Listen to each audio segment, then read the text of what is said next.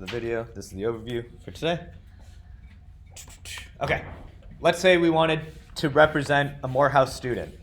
What data might be useful to represent a Morehouse student? Classification. Okay, so is that like school year? Or okay, and so what data type would that be? String. Yep, so string, we'll just call it like school year. Cool. What else?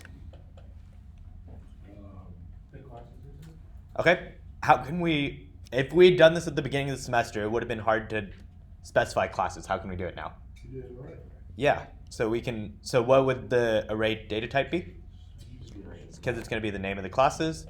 We'd have classes, and then the brackets for the array, and we would say maybe most students have about 4 classes, right? Okay, what else? Morehouse ID. Yep, and what data type is that going to be? Int. Yeah, so it has the M in it, right? Oh yeah. Yeah, so we would do string ID. Okay. Others? Yeah. In line with class, like the number of credit hours they complete. Okay, and how can we, what data type? A double. Yep, double, do they call it units or credit hours? What- Credit hours. Credit hours, okay. Cool.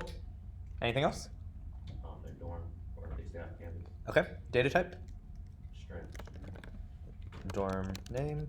Okay, how about, we need their name, right? Yeah. Yeah. Okay, how about a bool? Can we think of any bool variables? I was gonna say like housing could be a bool. Okay, like What do they say? living on campus? Or no? Okay. Okay, sweet. Bool, double, string. Cool. Looks good. Okay. So let's say we were creating a program that involved using Morehouse students. There's a lot of information we would want to store for a Morehouse student. Why couldn't we store all of this data in an array? Yeah, so array elements must all be the same data type. When we define an array, what's the first thing we put in the definition? Yeah, we say like double, or like even when we had the classes, right? We said string, classes, and then the size of the array. But if we have all sorts of data types here, we can't create an array to hold all this information. And so that's why in C++ we have something that's called a struct. A struct essentially looks like an array. So in memory, your struct would still have like these memory boxes. Would still have these memory boxes next to each other. Oh boy. This marker's in use. Alright, there we go. Alright. It'll look very much like an array, but instead of every element being the same size for the given data type, we can store different values and different data types in each of the adjacent boxes. So in this case, if we were to define like struct Morehouse student, we could literally take all of these data types and their variable names that we came up with here, and we can put them in. And then we wouldn't need these bullet points. Oops.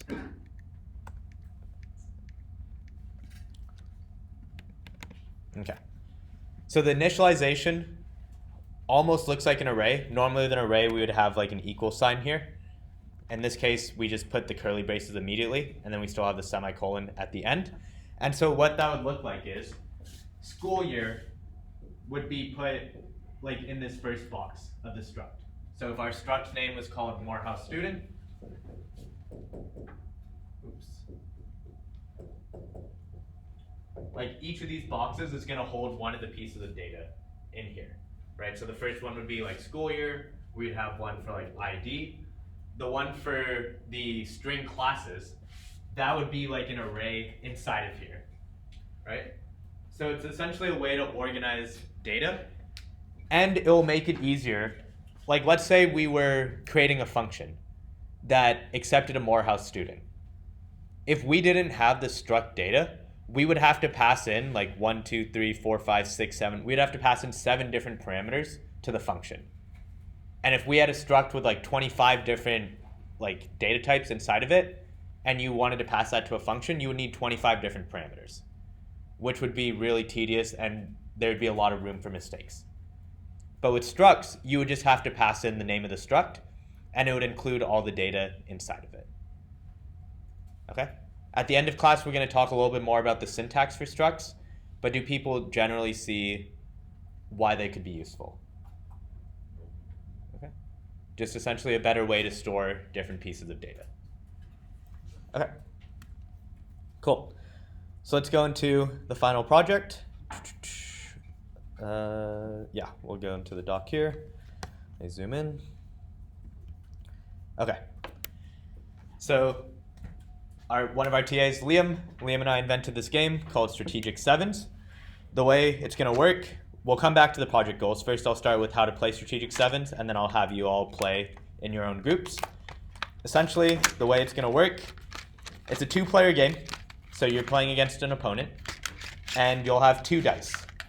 So, check this out. So in the game, you would have 2 dice. During a turn, you roll the dice. If it's a 7, you lose all the points from that round, or from that turn. If it's not a 7, you have the choice to keep rolling. So let me open up a calculator app. So if I'm the first person to go, I'd roll the dice. It ends up being an 8, so my turn score would be an 8.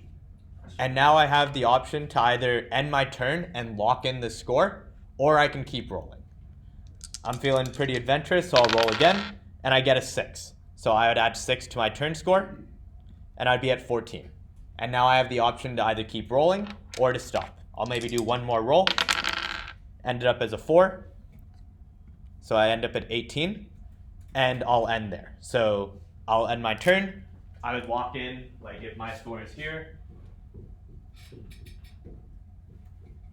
18, and now it would go to the other player's turn. So let's say I'm playing against you all, playing against the class.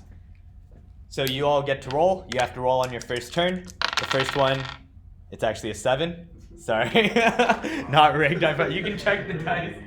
So in that case, you all would get a 0, and it would come back to me. Okay? On my turn, let's say I roll, it looks like it's a 6 first. Oops. So my first roll is a 6, then I roll again, and if I roll a 7, what happens to my score?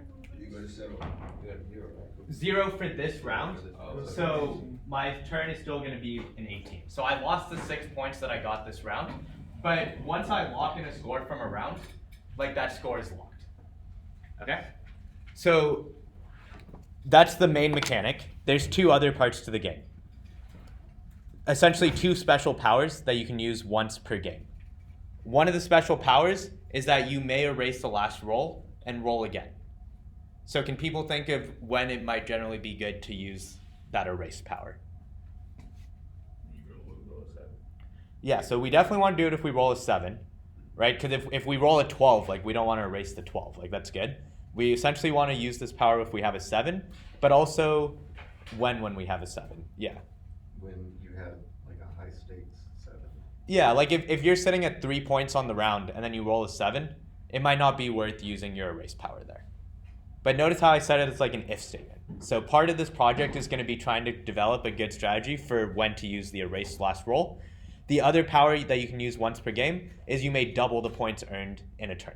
Yeah, question? Is there like a certain number we're supposed to get to? Yep, the goal of the game is to reach 200 points first. So you're going to keep alternating turns, and then whichever player gets to 200 points first is going to win the game. Okay? So I'm going to have you all play the game in groups now. I'll come around and just make sure that people are playing it correctly because I want to make sure everyone knows the rules before they go into coding it. And essentially, just to give you an idea of what the main project part is going to be, you're essentially going to be coding these 3 functions. So they're all going to be bools, and they're going to return either true or false. So you want to choose the ideal time to erase the roll because you can only do that once per game. You want to choose the ideal time to double your turn score because you can only do that once per game. And then every turn, every time you make a roll, you have a decision on when to end your turn or not. So some points in the game you might need to be more aggressive. Sometimes you want to play it safe. But that's going to be part of the iterative process, is trying to figure out what good strategies are. Okay? So we'll have you all get into groups of 2. So we'll have you 2 play here. Have you 2 here.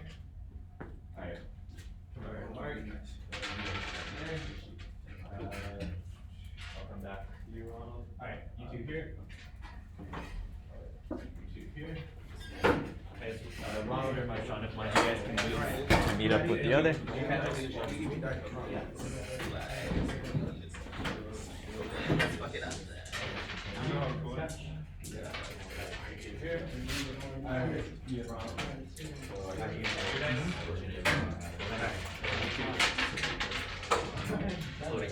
All right. If you need some paper to keep track of score.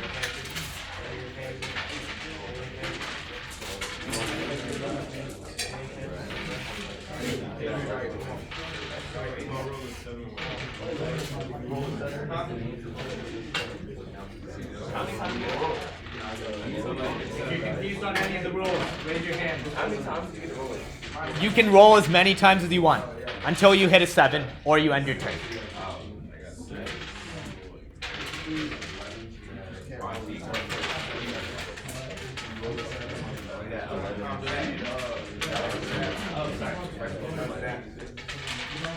Don't do that.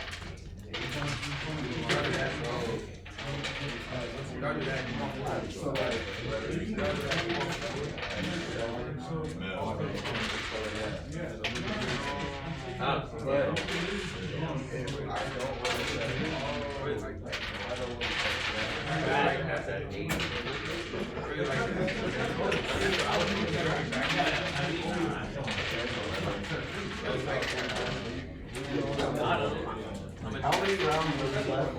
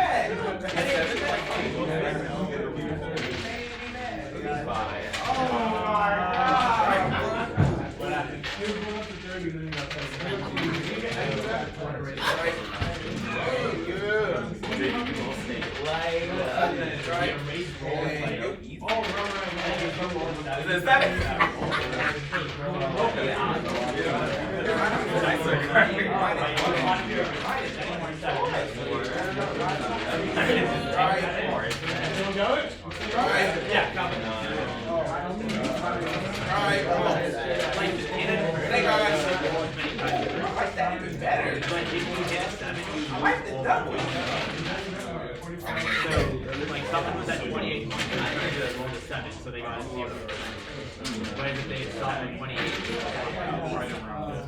So it's up to you like how aggressive you want to be. And then once you're ready, and setting goes to the other. And keep on. Hey guys, I love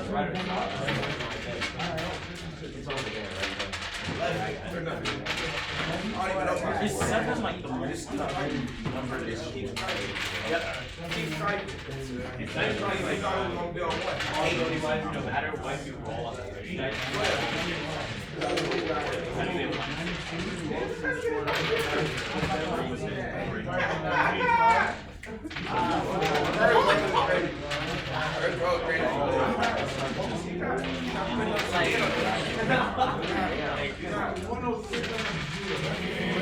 You guys have one erase as well too for the game. Like if you got a lot of points that are round and you roll a 7, you can erase that last 7. I did run the 7, right?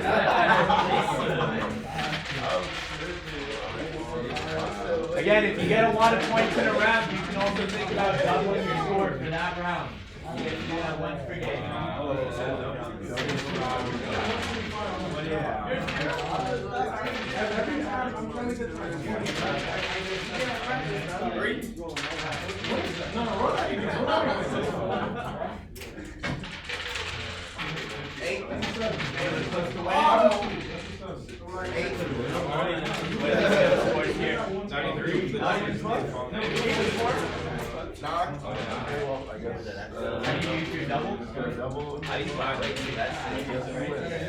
The double can really be zero. You have like 30 points to double it. Okay.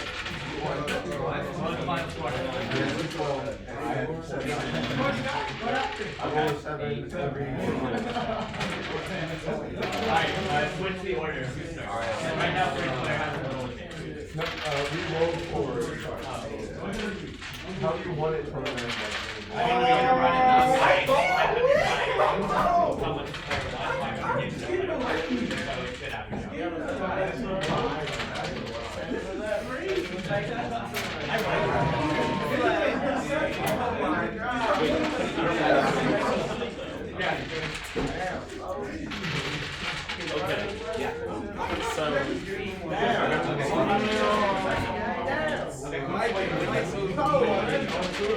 Oh, hell. It's like doubling the points in 1. So like 1 yeah. I literally just gonna say no, you're playing and then you double it to 200, right? Okay, yeah, sorry. Yeah, that's why we're playing now to figure out these little Alright, clarification on the double. It only doubles like the score for 1 round. It's not like the sum of all your scores and then you double. It's the sum for 1 round.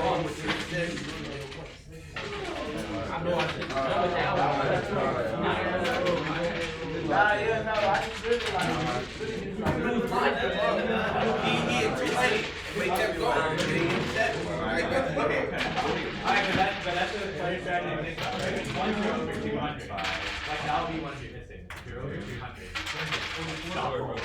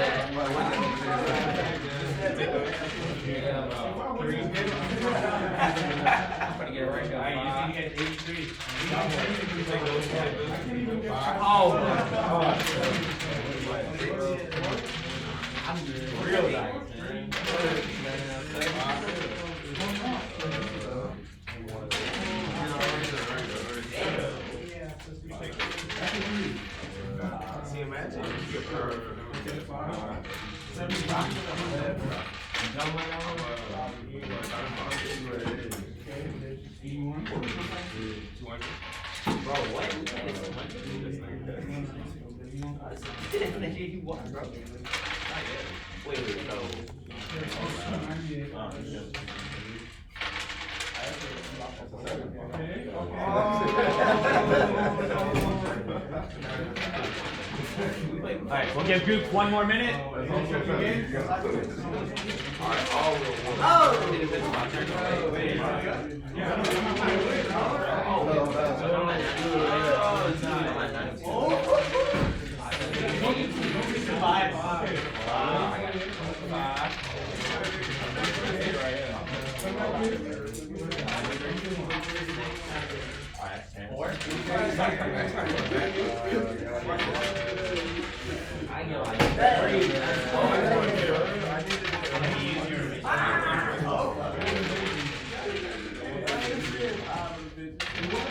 I gotta just one more. I gotta take this. Right here. No, just I think it's power ups. Or is it how many power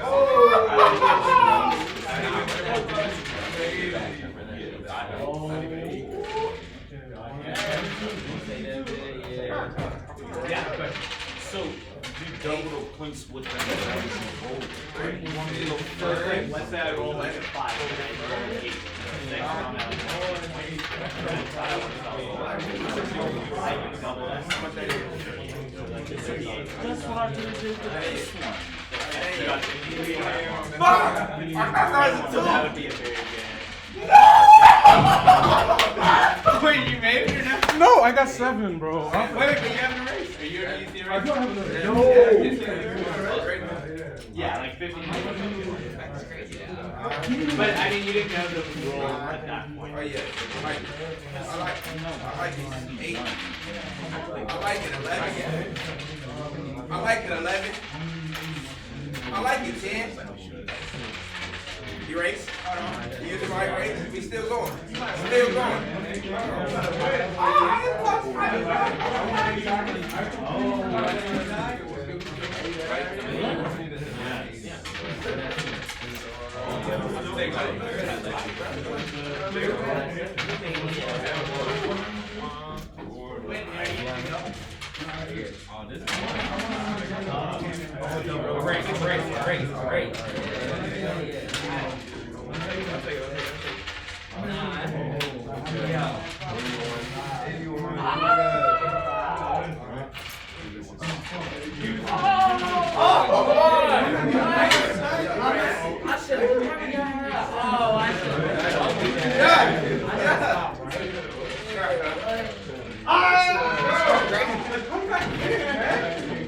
Alright, let's wrap up. Oh my god. Alright.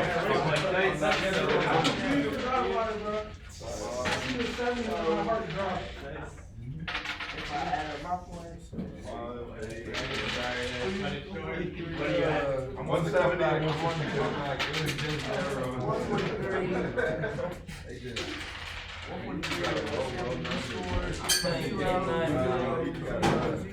4, 5, or 7. That's here. 4, 8, 9. Calvin. Double up.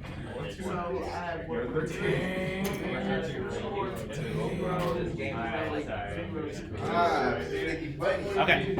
Cool. Okay.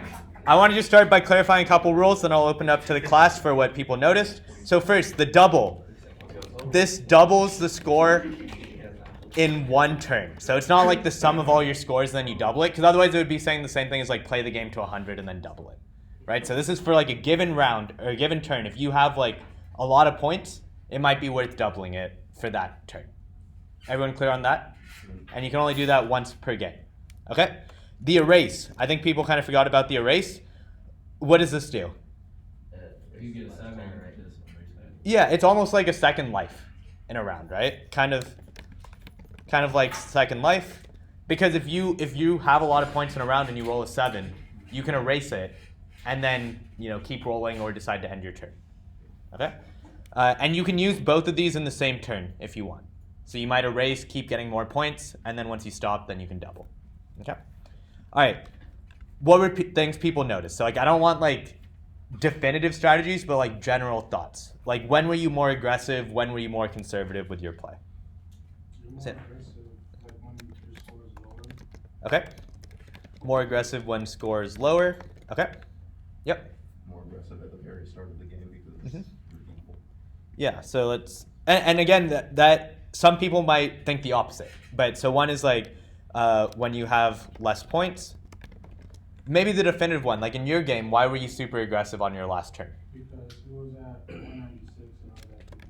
Yeah, like when opponent is super close to winning, at that point you have nothing to lose, right? You might as well try to just go for the win at that point, right? Okay, when you have less points. So both of these, like what data in the game would you need to know? So let's maybe pivot this to like what data would be useful for the three functions.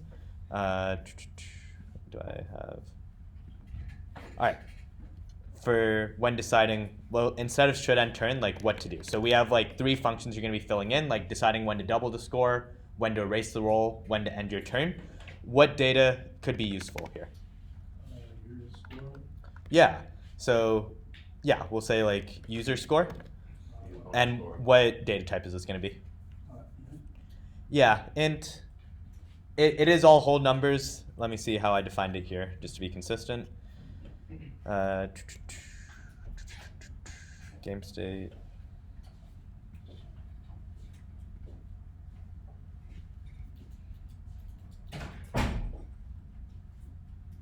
Where do I feel like I'm missing a file here. Game state. Yeah. Okay, I think we used double. It could have been an int as well, but we'll use it as a double. Okay, so double user score. What else is useful? Yeah, we want to know our opponent's score. Cool. Others? How about for the erase roll? What information is useful for that one? Your current turn score. Yeah, so we can call this like, yeah, just turn score. So user score and opponent score, those are like the permanent locked-in scores, right? Turn score is the one that you could still like get fully subtracted if you roll a 7. So we want to know the turn score because that will dictate whether it's worth doubling that turn score or not. What else?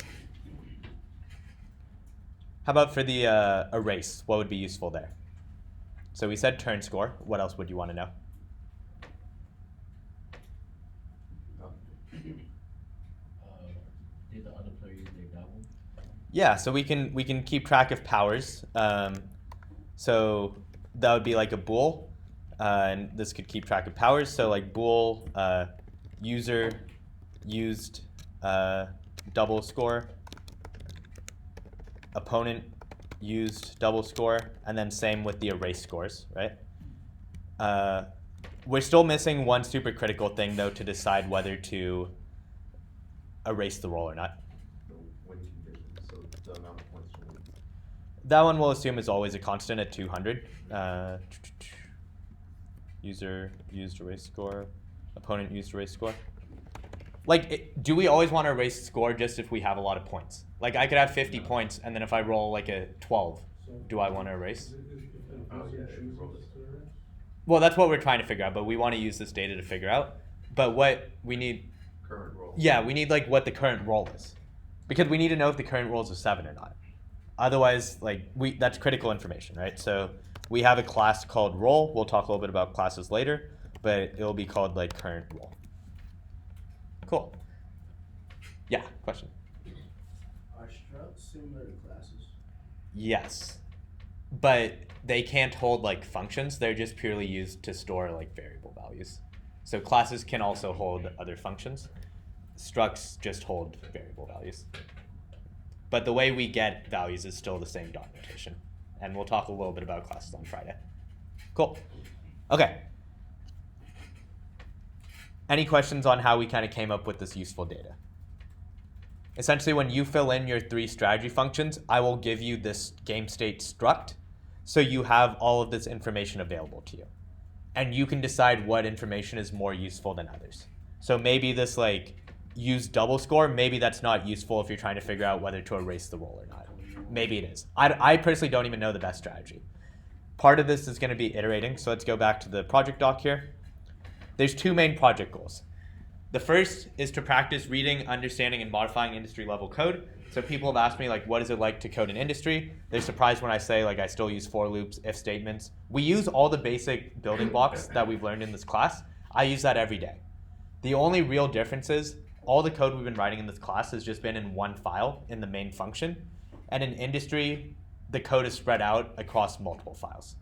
So I don't want to overwhelm anyone right now, but essentially there's going to be like 6 different files. So we have like our main. This is going to actually like run the game. So in this case, it will play the game 25 times. This will call like Strategic 7's game. So that would go into the game file, and it will set up the game, and it will like run the game itself. In the lab that you'll start today, Friday or Monday, I have like 7 or 8 different to-dos in these files. So your task today is going to be find those to-do comments. In EdSTEM, you can click anywhere and then do Command F and hit to-do, and it'll tell you like what you need to essentially finish. And so part of it will be trying to read through the code, trying to get a general understanding of what's happening, and then filling in the to-dos appropriately. We have stuff like the dice class. The dice class will tell us like what the total dice roll is. It will allow us to re-roll the dice. And then we'll have stuff for player. So you'll be creating your own player classes with your own player strategies. So right now it's a little bit overwhelming. In lab, it will be broken down a little bit more. But the main project goal for that is to just learn how to read other people's code and then figure out which parts you need to tweak to make it work for your case. Okay? The second part, so the part 1, which is essentially the lab, is going to be due Monday. So pretty soon. Even if you're behind on other assignments, prioritize this final project, because the final project is going to be worth 15% of the grade. So prioritize this, 15. Yeah, which is still more than like a single other lab assignment, right? 15% is pretty significant. All right, the second part of the project, which will be released, I'm going to try to aim to release it Saturday morning, and you'll have a couple weeks to work on part 2, is the iterative process. So with any algorithm that exists in the real world, it's not like someone just like thought of the best strategy or the best algorithm on the first try. Someone had an idea, like a base strategy, they put it into code, and then they ran some experiments and got metrics to see how well it ran. And that's what you're going to be doing in this project here. So now after playing the game, you have like some general strategy of what might work. You'll build your first player strategy, and then you'll run it against the bot players that I'll provide to you. And you can see, okay, right now I only win 40% of the games.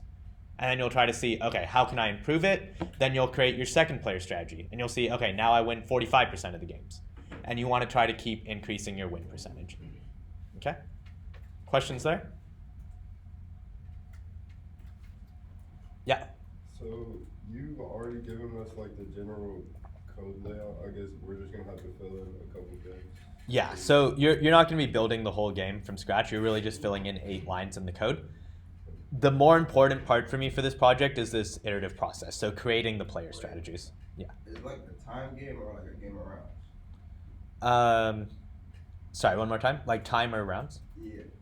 It's just first player to 200 points. Oh, 200. Okay. So if you can get there in 1 round, then it'll be a quick game. If it takes you 30 rounds, then it's a longer game. Right? Yeah. Okay. Everyone very clear on the rules? Okay. That'll be key. If you have questions, let me know. We can go over the game just like one-on-one. Okay, so part 1, going to be due Monday. I'd encourage you to come for today's lab. Don't leave it off till Monday, because if you get sick on Monday and you can't come into lab, like essentially, okay, one thing, I should have done timelines first. With Wordle, I was pretty lenient on deadlines, especially because it took me time to get the project running. I'd even released the project a week later than I'd initially intended, and it was fine because there were no hard deadlines. With this project, like, we need to do the grading before finals week. There's no room to push it back anymore. I literally like almost pulled an all-nighter last night trying to get this project ready because like I had to release it today in terms of the calendar schedule. Otherwise, I would have released it next week. But essentially, there isn't going to be room for extensions. And I'm not saying that to be mean. There's just the way the semester is set up. So people really have to be on top of this project. It's not going to be that much work time-wise, I think. Kind of, you get to decide how much time you spend on the iterative process trying to make as good a strategy as you want. So at least get the base strategies in so you get most of the points. Okay? Yeah. So you said like there's base strategies and stuff, so that means there's gonna be like strategies that we come up with other than like the base one? So I guess when I say base, like you can make a very simple strategy. You could say like every time, just always return true. When you ask like, should we end turn? you could always just do one roll and then return true. And maybe you would win 30% of the time. And then I would give you like maybe 20 out of 30 points for the grading part of that. But then you could also make one that's like, if your score is lower than 50, keep going. Yeah, and that's what you're going to be figuring out, is trying to figure out what works best. Yeah. So but I guess my point with that is you can kind of dictate how much time you spend on that. I would hope students find the project interesting and are like generally motivated to try to come up with the best strategy. Okay, so again, part 1 going to be due Monday, November 14th.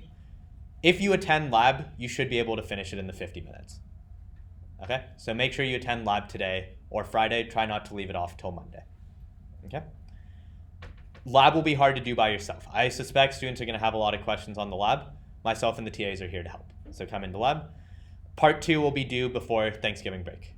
I don't want people having to work on this during Thanksgiving break.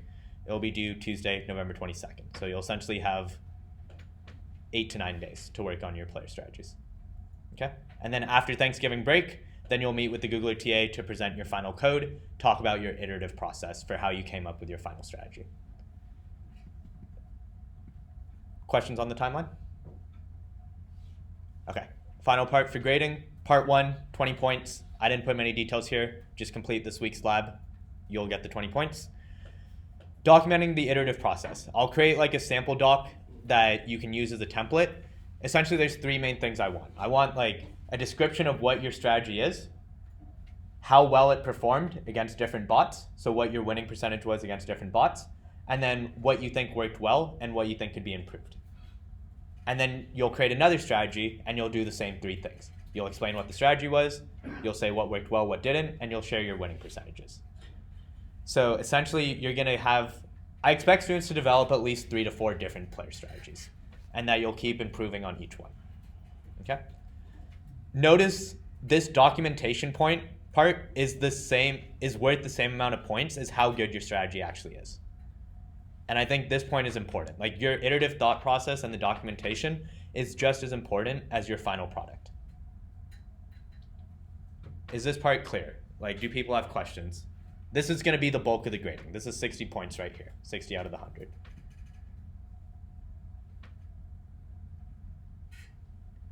And it's okay if you create a new strategy and it does worse than what you had before. Still document it so I can see. Like, it would be honestly, it would look strange if you just consistently got better.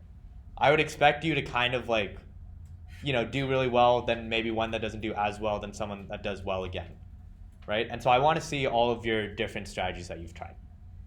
Okay. Code style, 10 points, similar to Wordle. Effort and communication, 10 points as well, similar to Wordle. Questions on anything related to the project? Yeah. Are there stretch opportunities or no? The stretch opportunities essentially, I'm gonna make a strategy. The Googler TAs are gonna make strategies. The other TAs are gonna make strategies. Try to beat us, and then try to be the best strategy in the class. We're gonna have every student's strategy compete against each other. Try to be one of the top 3 students.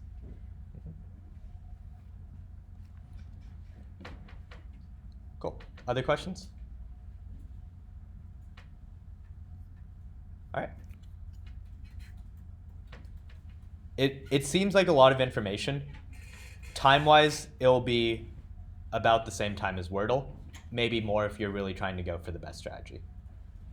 But I wouldn't expect it to take more than like 7 to 8 hours. Okay? A big part of the project is really just understanding what's going on, but then you already have kind of thought about strategies that you think you want to use. And I would encourage you to keep playing the game more with yourself or with other students.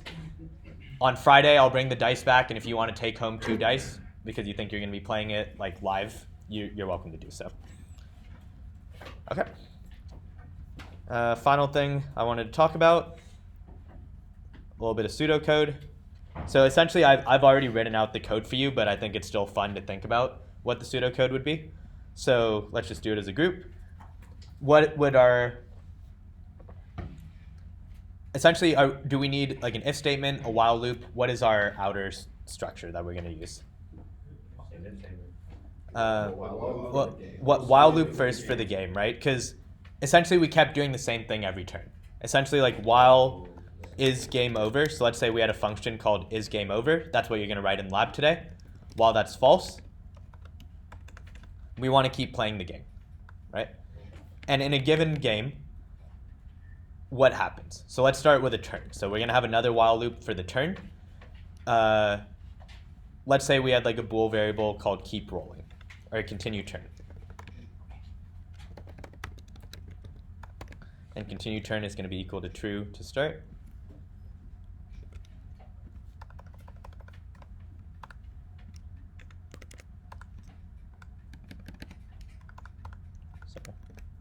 Okay, so while continue turn, what happens the first time when you start your turn? Yeah, so we'll have like, we'll say we have like a roll variable and we'll call it reroll. So we have a function that will roll the dice for us. Okay, after you roll, what happens?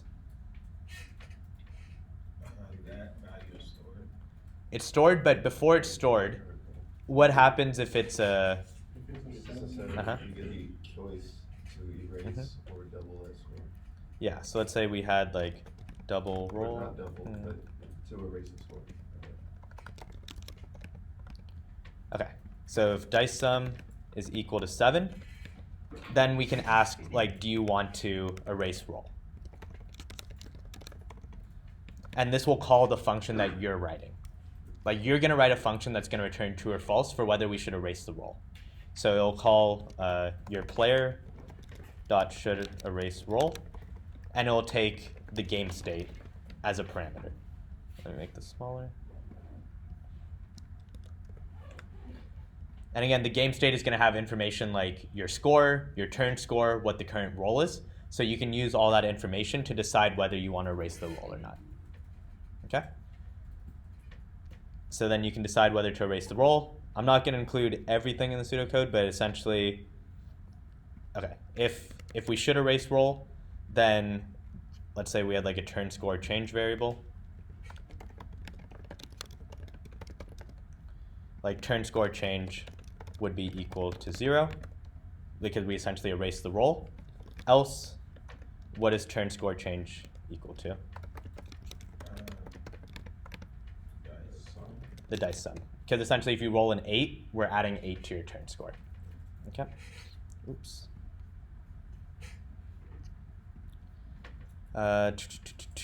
Sweet. So that's good for there. Essentially, this would be in an if-else as well. If it wasn't, then your turn score change would essentially go back to like the negative of what your turn score is. And then we would increase turn score by turn score change. Cool. So it's not complete pseudocode, but then at the end, you have the option to decide whether to end your turn or not. So it would call like player, so keep rolling. Or, sorry, continue turn. Would be equal to the opposite of player dot should end turn. And again, this is the function that you're going to write. It's going to take the game state. So after every roll, we're going to figure out should we end the turn or not. And that will help dictate when the turn is going to end. Okay, a little bit hard to get all the pseudocode in here, but general idea of how to think about the game. Like we kind of have nested while loops. The outer while loop is until the game is over, so once one of the players hit 200 points. The inner while loop is for a given turn. We roll the dice, we see if it's a 7. If it's a 7, we might erase the roll. Otherwise, we just add the score to our turn score, and then we ask, do you want to continue your turn, and risk losing everything to a 7 later. Yep. Sweet. All right. Again, we'll go into more detail with the actual code in lab today. Try to come in. Key things, final project, part 1, due Monday, November 14th. Work on it in lab today at 5 or one of the later labs.